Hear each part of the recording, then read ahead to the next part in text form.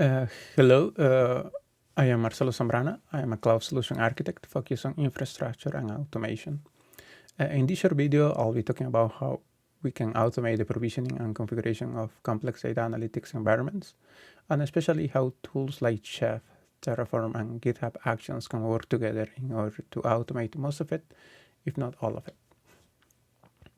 So let's take a look at the use case first. This is the System-Wide Information Management, or SWIM for short. It is a program part of the National Airspace System, or NAS, here in the United States. SWIM's goal is to deliver the right information to the right people at the right time. This information sharing platform offers a single point of access for aviation data, with producers of data publishing it once and users accessing the information they need through a single connection. And as you can see, it has multiple data producers, and depending on what type of data you need, you subscribe to one or more of them. In this case, we're going to be using TFMS. Basically, this is a typical publish and subscribe architecture. So in summary, SWIM provides access to aviation information through a single connection, and our goal here is to help data scientists ingest and analyze it.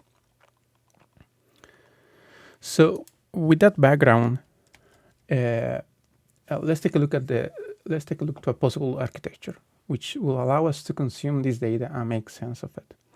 On the left side, we have SWIM and its data producers, and on the right side we have our proposed architecture. A couple of things to notice here is that we are using Kafka, which makes sense since this is a publish and subscribe architecture again. We have a Solus connector in Kafka in order to ingest the data. Solus provides source and sink connectors that you can build and deploy in your Kafka cluster. At the end, we could have Power BI or Tableau to display the final information. We also have Databricks here in the middle. This is to clean, prep, and parse all the messages coming from Kafka. Here is where data scientists are going to be doing most of their work, if not all of it.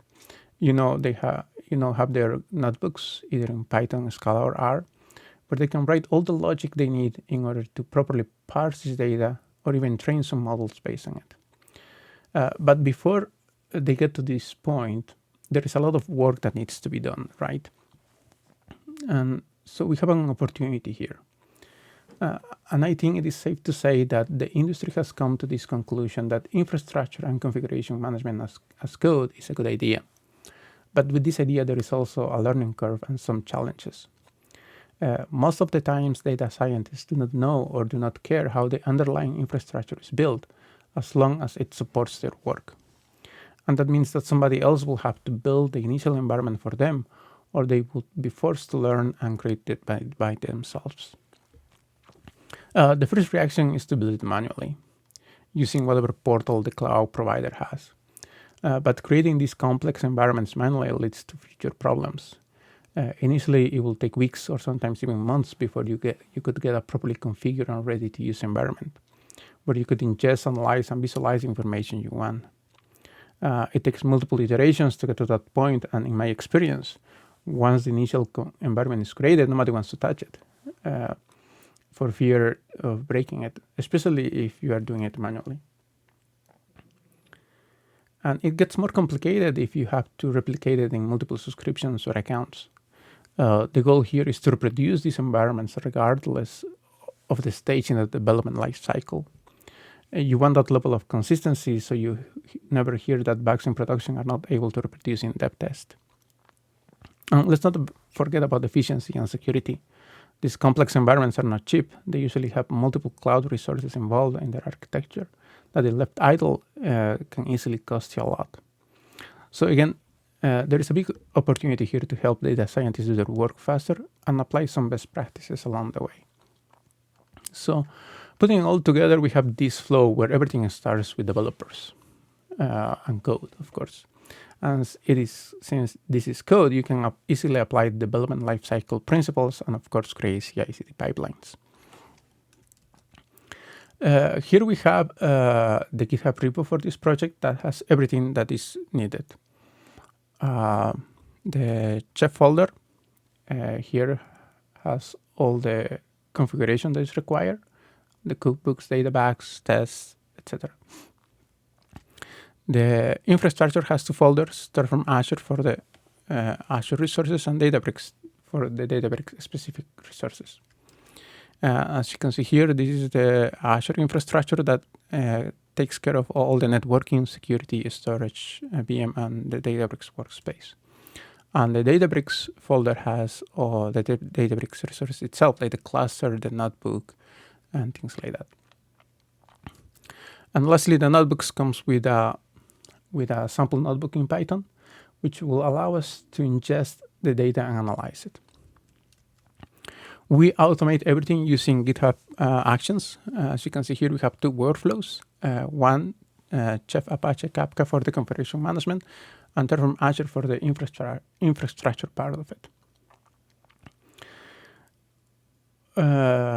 The Chef Apache Kafka has two jobs, as you can see, one for unit tests and one for integration tests that allow us to run all the linting, unit, and integration tests that we need in order to make sure this cookbook is properly working. One important detail here is that if the unit tests do not pass, we don't run the integration tests.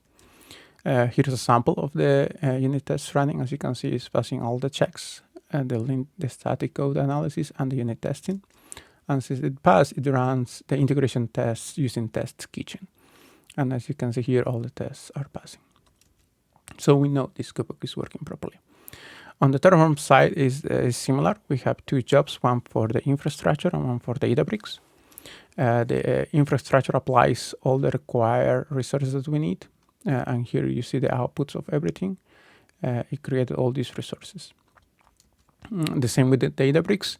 It created the cluster and the initial cookbook. And here you can see the output.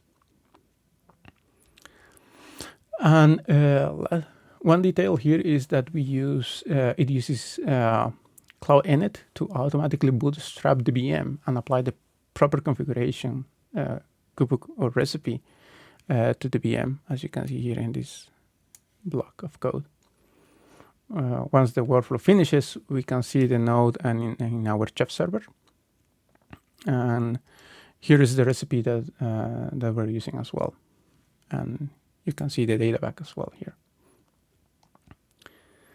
So again, here we can see the automation flow we just described, right? Everything starts with developers, the code, they push to GitHub, which triggers some jobs that give us all the automation. And